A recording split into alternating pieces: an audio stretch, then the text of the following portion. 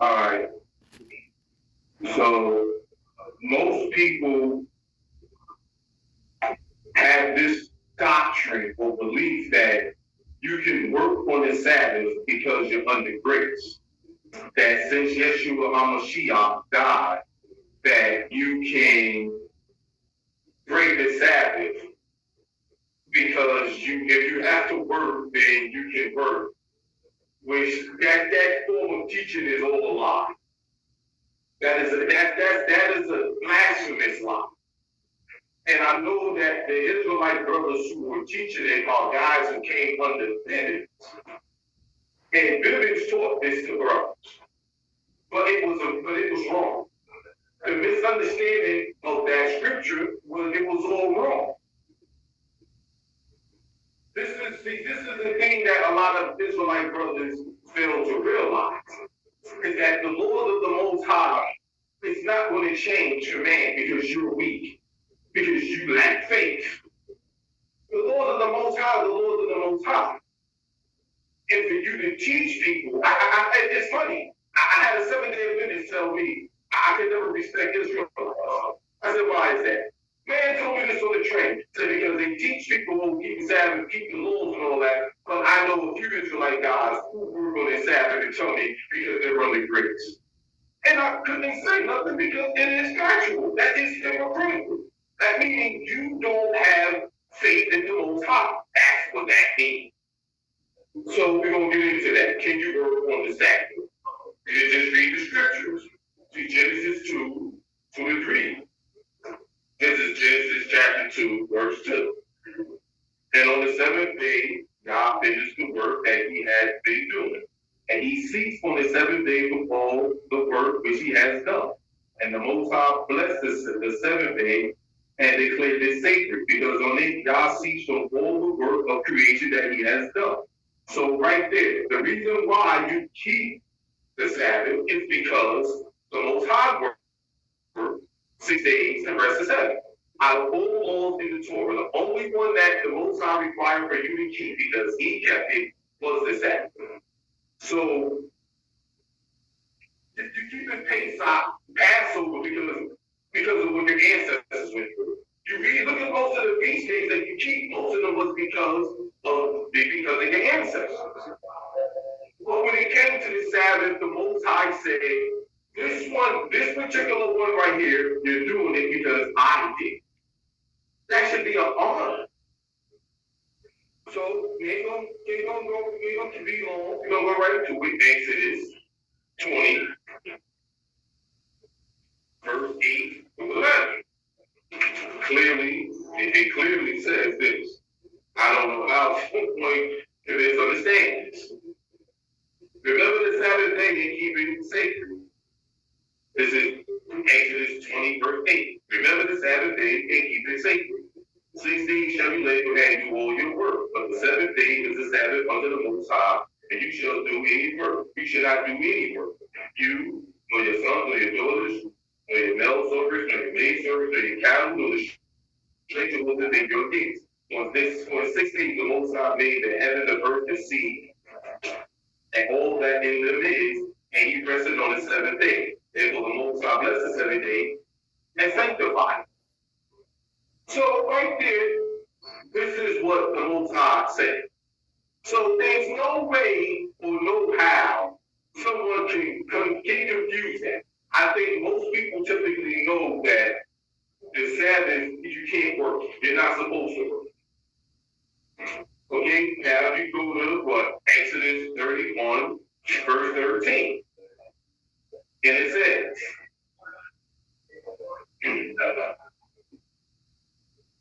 nevertheless, you must keep my Sabbath, for this is a sign between me and you throughout your generation, that you may know that I am the Most High who has consecrated.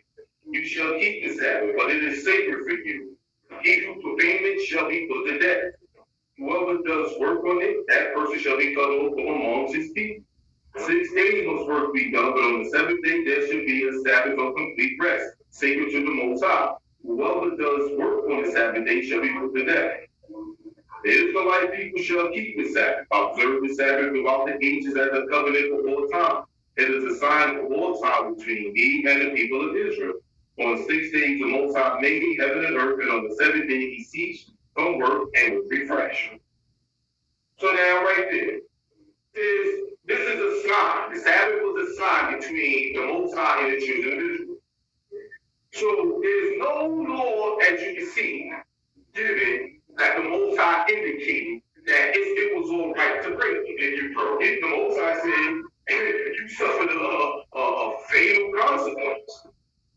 And there was a law in the Torah where the Most High said you can make it up.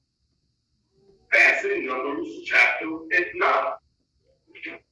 You go to Numbers chapter 9, verse 4. And it tells you there was a law. The only law you see the Most High say was Passover. If you was keeping Passover and you was on a journey, a far journey, or you was unclean by reason of a dead body, then the Most High said you can keep it next month. You won't keep it that month. You won't keep it on the first day of the 14th. The first month, the 14th day of the month. He said you will keep it the next month. So he didn't give you a law where he said you can make it up if certain things came up. If you was on a far journey or if you was unclean. Other than that, you had to keep the Passover. But it never said nothing about that with the Sabbath. If you got to work on the Sabbath, you can work. And then next week you can make it up. No. If when it came to the Sabbath, you had to keep it. And it didn't make a difference what the situation was. Just real quick. That's Numbers chapter 9, verse 4. And Moses instructed the Israelites to offer the Passover sacrifice. And they offered the Passover sacrifice in the first month on the 14th day of the month, at twilight in the wilderness of Sinai, just as the Most High had commanded Moses, so the Israelites did. But there were some men who were unclean by reason of a dead body, and could not offer the Passover sacrifice on that day, appearing that same day before Moses and Aaron. Those men said to them, unclean though we are by reason of a corpse, why was we be disbarred from presenting the Most High offering at its set time with the rest of the Israelites?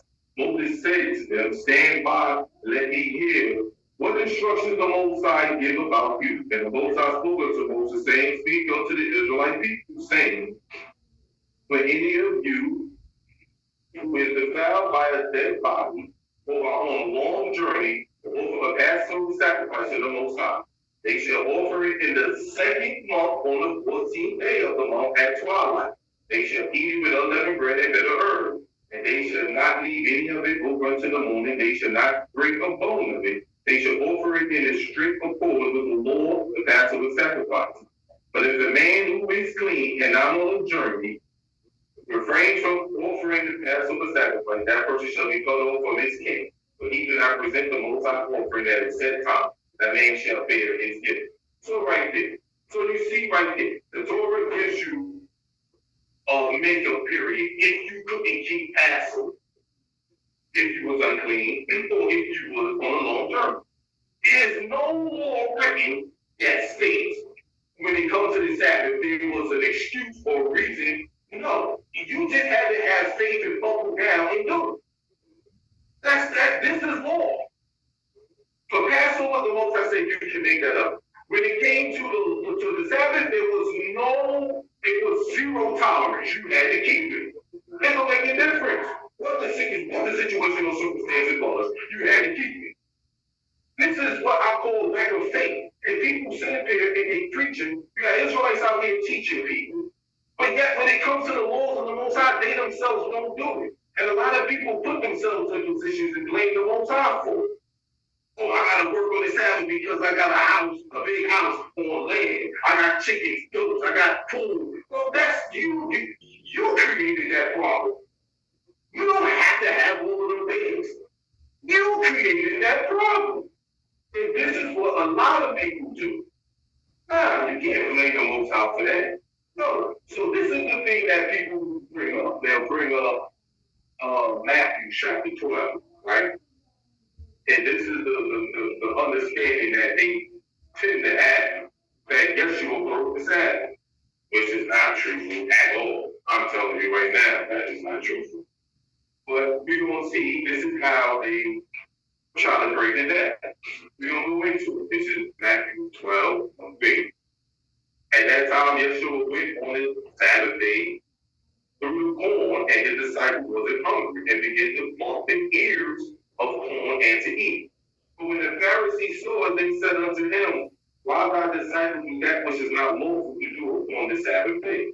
But he said unto them, have you not read what David did when he was hungry, and they that were with him, how he entered into the house of Elohim and did eat the showbread, which was not lawful for him to eat, neither for them which were with him, but only for the priests? Or have you not read in the law how on the Sabbath day the priests of the temple pay the Sabbath and are blameless? So I say unto you that in this place one is greater than the temple. And if you have known what this means, that I would have mercy and not sacrifice, you would not have condemned the guiltless. For the Son of Man, the Master, he's even the Master of the Sabbath day. Right there. So this is where people say, well, look. Well, Yeshua went through the cornfield on the Sabbath to eat. Right? So this is where I tell people the lack of knowing the Torah is what gets people. Because if you read the law, right? If you read the Torah, clearly it tells you in Leviticus 23 and 22. This is what it says, Leviticus 23 and 22. So let's see on the Sabbath day, if you drop the ears of corn on the Sabbath. This is Leviticus 23 and 22. It says this. And when you reap the harvest of your land, you should not reap all the way to the edges of your corn, or gather the gleaning of your harvest. You should leave them for the poor and the stranger. I am Jehovah, your Yah. So the Most High is saying you're supposed to leave this food for the poor and for the stranger. Right? Now, let's see the Yeshua violate the Torah. And you have Deuteronomy chapter 23. Verse 24. Yeah, that's Deuteronomy chapter 23, verse 24. We're going to go to 25. I'm sorry, verse 25.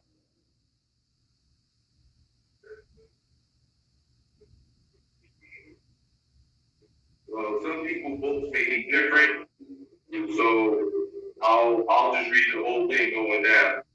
I'll start at 25. It says, when you enter another man's vineyard, you may eat as many grapes as you want until you are full. but you must not put any into your vessel. And when you enter another man's field of standing grain, you may pluck ears with your hand, but you must not put a sickle to your neighbor's grain. So right there. So when the Sabbath day came, remember the law states you just can't put the sickle to the corn and put it in your bags. No, you must eat it there. The food that was in the corner was for the poor and for the strangers. And later on in the Torah, you see those who are on a journey, traveling, that's why the food was there. Now, this is the thing. Why Yeshua didn't violate that, didn't violate the Sabbath or break it or plucking the ears of corn? Because he was poor. It was for him. It was for his disciples. Remember, they was traveling. They didn't have a home to set up and prepare for the Sabbath. To prove it, look, we go to Matthew chapter 8. Go to Matthew 8. Clearly, I will show you Yeshua was poor, and that the ears of corn was for him. The corn of the cornfields was for them. It was for the stranger. It was for the poor. It was for those who was traveling. So although it was a Sabbath, it doesn't state that the poor cannot pluck this because it's a Sabbath. That is not truthful. The poor have access to this at all times. Yeshua was poor. Go to Matthew 8, verse 19 and 20. It says, and a certain scribe came and said unto him, Master, I will follow you wherever you go. And Yeshua said unto him, the fox hath holes, and the birds of the air have nests, but the Son of Man hath not where to lay his head. So right there, because the man, he was traveling. He didn't have nothing. So that was their food. That was their form of welfare. So how can you sit up here and condemn and say, oh, Yeshua did this? Yeshua didn't break the law. He did not break the law. You working because you want to pay your bills. That's called like a finger in the Most High. That's what that's called. That's what it's called. You gotta establish when you do it ahead of time. This is Sabbath. I can't work. I am an Israelite. That's that.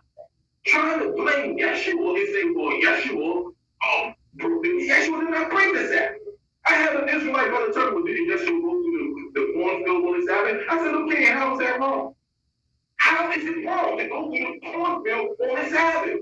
The Torah says you can't kindle fire on the Sabbath. Did he kindle fire? No. Okay. Did he work? No. Okay, he plucked the ears of corn as the Torah states. And he did it because he was poor. If you really want to see if he was poor, go to Luke chapter 2. I want to prove it. His family was poor. Look at Luke chapter 2, verse 21. 21 to 24. This is Luke chapter 2, verse 21.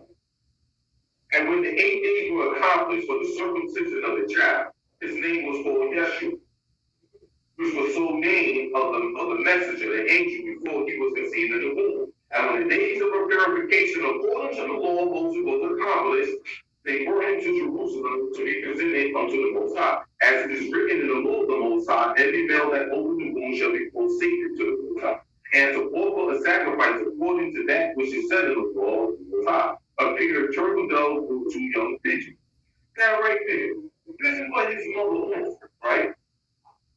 But when you read the Torah, see, that was a poor man's offering she gave. She gave the turtle doves and the pigeons. But when you go to the book of Leviticus and you read, that was what was given to those who could not afford the other sacrifice to prove it. Let's go to Leviticus. Remember, they came from Nazareth. They say, well, what good comes from Nazareth? If you know the history of Nazareth, that was the ghetto. That was low-class living. Look at Leviticus chapter 12. 1 through 4. It says, and the Most High spoke to Moshe, saying, speak unto the children of Israel, saying, when a woman had childbirth to male, and she shall be unclean 7 days, she shall be unclean. And at the time of the truth. And on that 8th day, the flesh of his foreskin shall be circumcised. She shall remain in the state of the blood purification for 33 days. She shall not touch any sacred thing or enter into the sanctuary until the period of purification is complete. So as we read that and see that, right? Look at verse 8. Look what it says. If, however, her means do not suffice for a sheep, she shall take 2 turtle doves or 2 pigeons, one for burnt offering, the other for a sin offering. Right there. If your means, if she couldn't get a sheep, which wasn't cheap, she had to bring forth thanks offering. That's what she brought forth when she went to Jerusalem and presented Yeshua. Because she was poor. Yeshua said a fox has a hole in the birds have a nest, but he don't have a place to live. They were poor people. Yeshua didn't have it like that. But this is why I say, when you have Israelites who are teaching this, stating, well, I'm on the brink. I'm just going to give you what Yeshua said. See, this is an issue that it's really sad. And you got Israelites. Honestly, if you a Sabbath breaker, I don't care. Don't give me no circumstances you under, okay? I got fired for not working on the Sabbath. I told Moses I'm not working on the Sabbath. And you got to sit back and let God provide. The book says, I've never seen the righteous forsaken, nor his seed begging bread. If you really believe that, then how can you not? How can you work with Sabbath if you honestly believe that? That's what Yeshua said. Matthew chapter 6, verse 24. It said, no man can serve 2 masters, but either he will hate the one or love the other, or else he will hold to the one and despise the other. You cannot serve the Most High, amen. Therefore I say unto you, take no thought for your life, what you shall eat or what you shall drink, nor yet for your body, what you shall put on. Is not the life more than meat, and the body than raiment? Behold the fowls of the air. They sow not, neither do they reap, nor gather into barns, and your heavenly Father feedeth them. Are you not much more better than they? Which of you, by taking thought, can add 1 cubit unto his stature? And why take ye thought for raiment, considering the lilies of the field, how they grow? They told you not, neither do they spin. Yet I say unto you that even Solomon in all his glory was not arrayed like one of these. Wherefore, if Yah so clothe the grass of the field, which today is and tomorrow is cast into the oven, shall he not much more clothe you, O you of little faith? Therefore, take no thought, saying, what shall we eat, or what shall we drink, or wherewith shall we be clothed? For all these things do the Gentiles seek, their heavenly Father knoweth that you have need of all things. Seek ye first the kingdom of Yah and his righteousness, and all these things shall be added unto you. Take therefore no thought for tomorrow, for tomorrow shall take thought for the things of itself, sufficient unto the day when evil thereof. You see, Yeshua used a phrase, right? Which says, if you look at verse 30, it says, Quatane Kayemuna, which meaning little faith.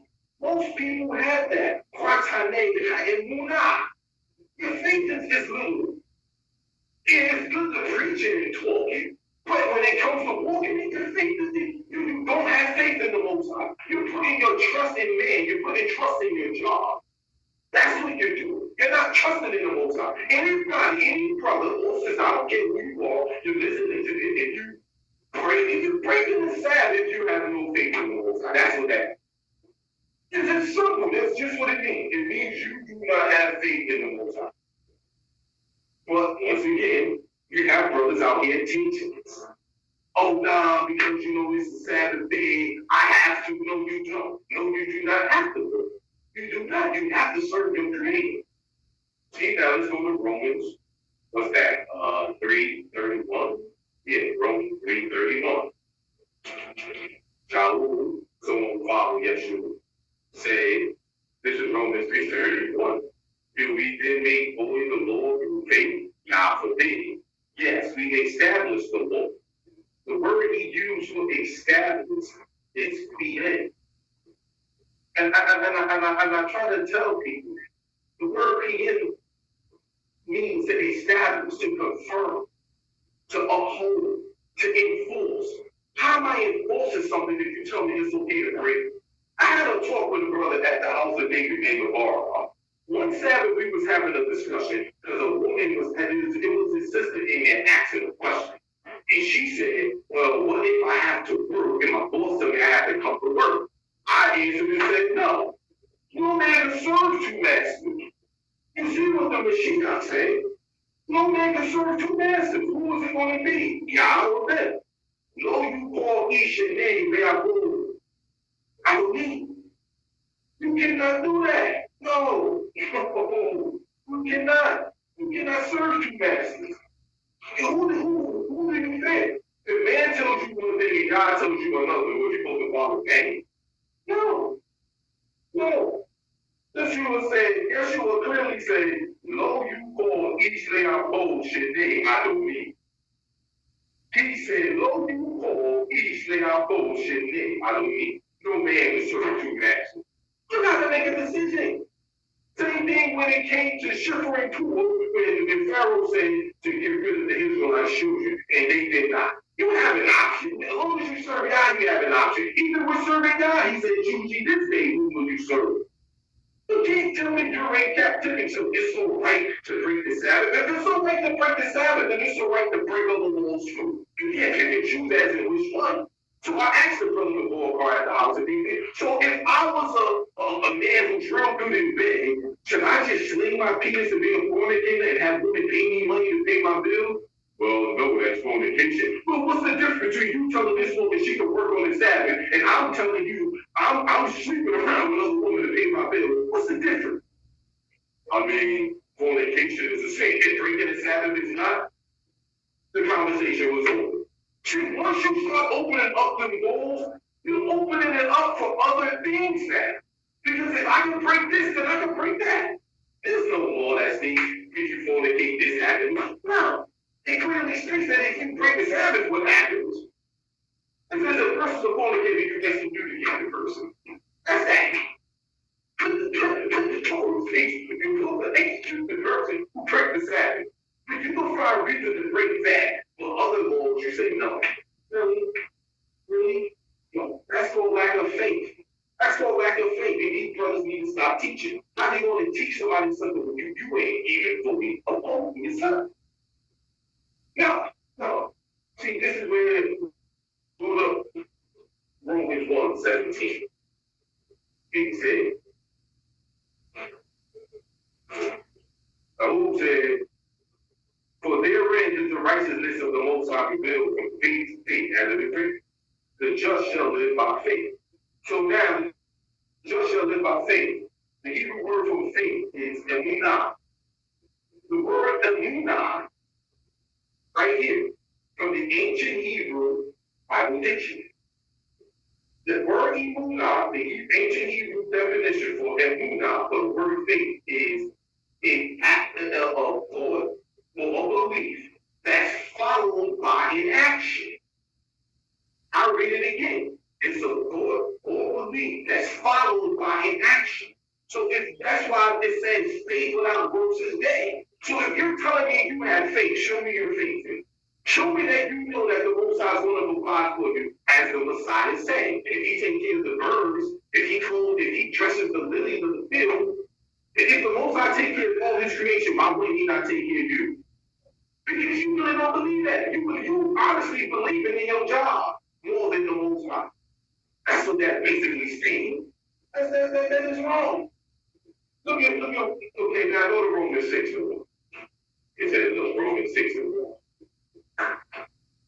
It says, what shall we say then? Shall we continue in sin that grace may abound? God forbid. How shall we that are dead in sin live any longer there? Just look at verse 1. 6 and 1 tells you right there. How shall we, it says, what shall we say then? Shall we continue in sin that grace may abound? The answer was God forbid. No, grace don't take away from the law. That's a madman teaching. Oh, I'm on the bridge. That means that you believe in Mashiach God and your sins are forgiven. That don't mean you show you if you willfully sin after you receive the Mashiach, there's no more sacrifice for your sin. So what make you think you continue to constantly break the Sabbath and it's all right? That would be insane. That would be insanity. Doing something over and over is expecting a different outcome. If my ancestors broke the Sabbath and we wouldn't take captivity because of it, what make you think you can break it and it's all right? That would be sense. That would make no sense. That would make no sense at all. So before I go down, let's want to go over this one thing real quick. We're going to the book of James, right? 2:20. This is what it says, the book of James 2:20. It says, will you know, O vain man, that faith without works is dead? You gotta have works. You listen to me and tell me you have all the faith in the world. Brother, show me. Sister, show me. Cut it off. Go to your balls. No, I can't work with this sacrifice. Whatever consequences come with it, let it come. That's Torah. Ask Moses. When the Moses came to Moses, he had to do sacrifice. The problem with both brothers and sisters is I don't have no discipline. There's no discipline. There is no discipline. Even if you read the Apocrypha, you go to the Apocrypha, Ecclesiastes 15 and 20. This is what it says.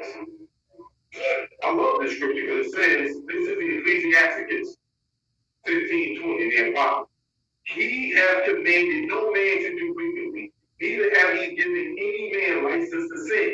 The Most High didn't give no man license to sin. So if you're saying you're under grace, then you're telling me the Most High gave you license to sin. He ain't giving no man the license to sin. So what makes you think because you saying you're under grace that it's okay? No, it's not. It is not. That is false. The Most High gave no man the license to sin. What kind of heavenly father would he be? He gave you the right to break his Sabbath. That makes no sense. That would make no sense. But I'm going to end it. Go to Ecclesiastes 32 there in the Apocrypha. This is my last scripture. Ecclesiastes 32:14.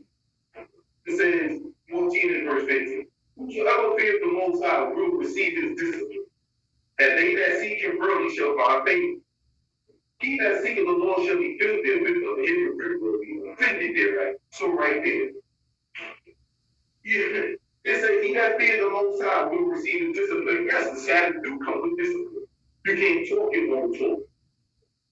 Have your own pleasures. You can't kindle fire. You can't cook on the Sabbath. So yeah, there's discipline that comes with it. But if you fear the Most High, you're ready to receive his discipline. That's the problem. This dividends, this one west, whatever branches that came after that has been teaching lies to brothers just to get numbers. Because they know if they go to discipline, a lot of these cats will not want to be Israelites. And they are held to the standard of what it is like to be according to the Torah. This is madness. But look at verse 24 of the same chapter. I think it's Leviticus. This is Ecclesiastes 32:24. He that believeth in the Most High take heed to the command, and he that trusted in him shall never fear the worst. You will never fear the worst if you honestly trust in the Most High. Why would he tell you to keep something and he's going to come with misfortune? That would make no sense. That would make no sense. Keep the Sabbath when you're going to be cursed by for keeping it. No, the book said if you keep it, you will ride on the high plains of Jacob and father and be blessed. That's crazy. So for all you brothers out there that are teaching this, stop. The evil word is they do blasphemy. This is called blasphemy. You're lying. Don't try to use Yeshua as a goal of maliciousness as a form of breaking and working on the Sabbath. No. You just don't have no faith in the Most High. You're weak. You're weak. That's what it means. You're weak. And nothing good ever going to come to you. Nothing good is going to come to you. Keep breaking the Sabbath. The Most I told you. Nothing good is going to come to you if you keep breaking. Sure.